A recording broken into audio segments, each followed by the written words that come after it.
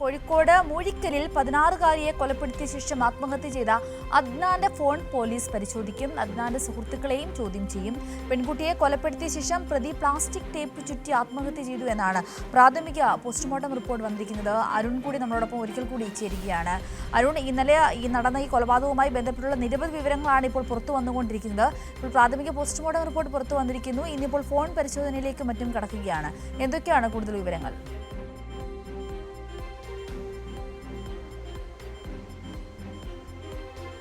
സിന്ദൂരി, എന്തായാലും ഈ കോഴിക്കോടിനെ വലിയ രീതിയിലുള്ള ഞെട്ടിച്ച ഒരു സംഭവം തന്നെയായിരുന്നു. 16-കാരിയെ കൊലപ്പെടുത്തിയതിനു ശേഷം 20-കാരൻ ആത്മഹത്യ ചെയ്യുന്ന ഒരു സംഭവം ഉണ്ടായി.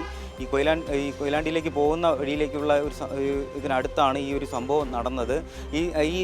ഇതിൽ പ്രധാനമായും പറയുന്നത് മുൻവൈരാഗ്യത്തിൻ്റെ പേരിലാണ് ഈ 20 വയസ്സുകാരൻ അദ്നാൻ എന്ന് പറയുന്ന ആ ഒരു യുവാവ് ബന്ധു കൂടിയായ മാതൃ സഹോദരപുത്രിയായ ഒരു കുട്ടിയെ 16-കാരിയെ കൊലപ്പെടുത്തിയത്. അത് മുൻവൈരാഗ്യത്തിൻ്റെ പേരിലാണ്. അദ്നാൻ ഈ വീട്ടിൽ മുൻപ് താമസിച്ചിട്ടുണ്ടായിരുന്നു. അപ്പോൾ ഉണ്ടായ ഒരു സാമ്പത്തിക ഇടപാടുമായി ബന്ധപ്പെട്ടുള്ള ഒരു പ്രശ്നം, ആ പ്രശ്നത്തിൽ ഇതിൽ പ്രധാനമായും അദ്നാനെതിരെ രംഗത്ത് വന്നിരുന്നത് ഈ കുട്ടിയായിരുന്നു. ഈ 16-കാരിയായിരുന്നു കാര്യങ്ങളെല്ലാം പറഞ്ഞിരുന്നത്. പൈസ വീട്ടിൽ നിന്ന് പോയിരുന്നതിൻ്റെ കാരണക്കാരൻ, പലപ്പോഴായി കാണാതെ പോകുന്നതിൻ്റെ കാരണക്കാരൻ അദ്നാനെന്ന് പറഞ്ഞിരുന്നു എന്നുള്ളതായിരുന്നു നമുക്കിപ്പോൾ പോലീസിൽ നിന്ന് അറിയാൻ കഴിയുന്നത്. എന്തായാലും ഇതുമായി ബന്ധപ്പെട്ടുള്ള കൂടുതൽ രേഖകൾ പോലീസ് പരിശോധിക്കുന്നുണ്ട്.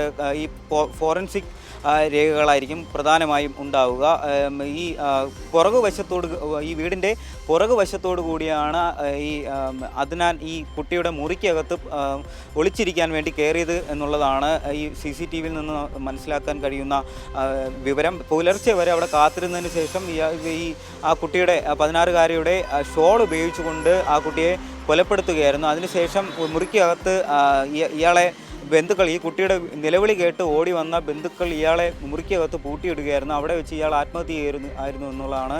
എന്തായാലും ഈ ഫോണും ഈ അദ്നാൻ്റെ ഫോൺ എന്തായാലും പോലീസ് പരിശോധിക്കും, സൈബർ സെല്ലും പരിശോധിക്കും. ഈ കുട്ടിയോട് എന്തെങ്കിലും മുൻവൈരാഗ്യത്തിൻ്റെ എന്തെങ്കിലും കാര്യം സുഹൃത്തുക്കളോട് എന്തെങ്കിലും പറഞ്ഞിരുന്നോ എന്നുള്ള കാര്യം അന്വേഷിക്കാൻ വേണ്ടി സുഹൃത്തുക്കളെയും പോലീസ് ചോദ്യം ചെയ്യും. അദ്നാൻ്റെ സുഹൃത്തുക്കളെ ആയിരിക്കും പോലീസ് ചോദ്യം ചെയ്യുക.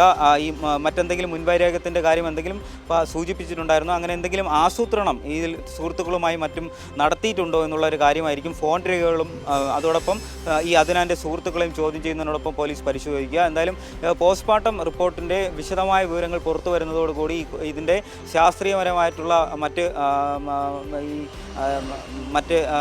വെളിപ്പെടുത്തലുകളുമായി പോലീസ് എന്തായാലും വരും. എന്തായാലും പ്രത്യേക അന്വേഷണ സംഘം ഇതുമായി ബന്ധപ്പെട്ടുള്ള കേസ് എന്തായാലും അന്വേഷിക്കുന്നുണ്ട്. സിന്ദൂരി, ശരി. PG അരുണാണ് സമഗ്രമായ വിവരങ്ങൾ പങ്കുവച്ചത്. അരുൺ പറഞ്ഞതുപോലെ തന്നെ ഒരു വിശദമായ പോസ്റ്റ്മോർട്ടം റിപ്പോർട്ട് പുറത്തു വരുമ്പോഴായിരിക്കും നമുക്കിതുമായി ബന്ധപ്പെട്ടുള്ള കൂടുതൽ കാര്യങ്ങൾ മനസ്സിലാക്കുവാൻ സാധിക്കുക. എന്തായാലും നിലവിൽ ഇപ്പോൾ ഫോൺ പരിശോധനയും ഒപ്പം തന്നെ അദ്നാന്റെ സുഹൃത്തുക്കളിൽ നിന്നുള്ള മൊഴി ശേഖരണത്തിലുമാണ് പോലീസ് ശ്രദ്ധ കൊടുക്കുന്നത്. ഒരു പ്രശ്നക്കാരനാണ് എന്നുള്ള ഒരു വിവരം ഇതിനു മുമ്പ് തന്നെ നമുക്ക് ലഭിച്ചിരുന്നു. ഈ കൊലപാതകത്തെക്കുറിച്ച് സുഹൃത്തുക്കളോടോ മറ്റോ ആരോടെങ്കിലും സംസാരിച്ചിട്ടുണ്ടോ തുടങ്ങിയ കാര്യങ്ങളൊക്കെയാണ് പ്രധാനമായും ഇനി അറിയേണ്ടതുണ്ട്. അതിനു വേണ്ടിയിട്ടുള്ള ഒരു അന്വേഷണമായിരിക്കും ഇന്ന് പ്രധാനമായും നടക്കുക. അതിൻ്റെ വിവരങ്ങളാണ് PG അരുൺ നമ്മളോട് പങ്കുവച്ചത്.